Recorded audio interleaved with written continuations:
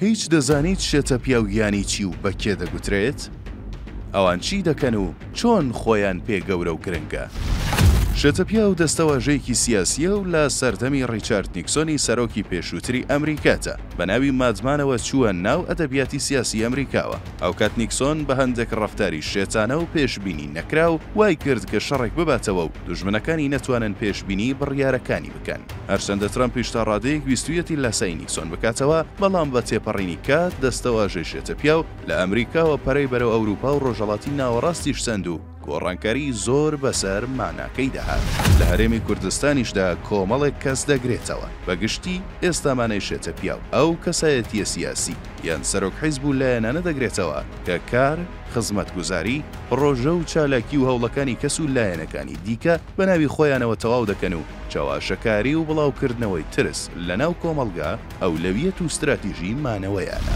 لەژێر مراقەبەی چەند لایەنێک ئاخری مەلەفی نەوتیشمان ڕزگار کرد. کێ ئیشەکە بۆ کوردستان لە بەغداد؟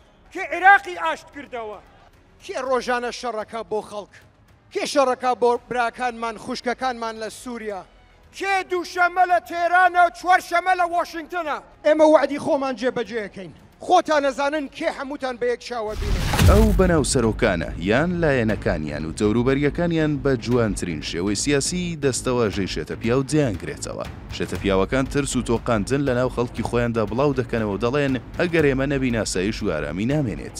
ئێمەین کە نان و کار و موچە و ژیانماندابین کردووە بۆتان. ئێمەین ئێوەمان پاراستووە و ئەگەر ئێمە نەبین ئێوەش نامێنن. ئێمە ئەمنیەتی ئێوە ئەپارێزین، ئەمنیەتی دهۆکە پارێزین، ئەمنیەتی بەسڕە ئەپارێزین و هەر بە ئێمە ئەکرێت. نەنە باوەڕم پێ بکە شەقەکە لەوێ باشتر ئەڕوا کێ ئەوێرێ ئەوە بکا کە یەکێتی کردوێتی.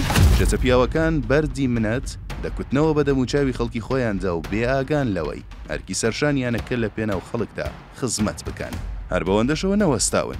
هەرم شێتە پیاوانە چاواشەکاری دەکەن و ئەو پرۆژە و خزمەت و خزمەتگوزاریانەی لایەنەکانی دیکە کردویانە دەیکەنە هی خۆیان. دەڵێن ئەوە ئێمە بووین پرۆژەمان جێبەجێ کرد، خزمەتگوزاری گەورەمان ئەنجامدا، ئێمەین بەردەوامین لە خزمەتکردن و هەرچیەک کە کراوە کاری ئێمەیە.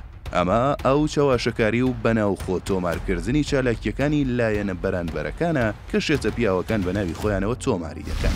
ژەمان هەیە بۆ سەرڤیسی بەسیط، نەبەس لە ئێرە لە عێراق.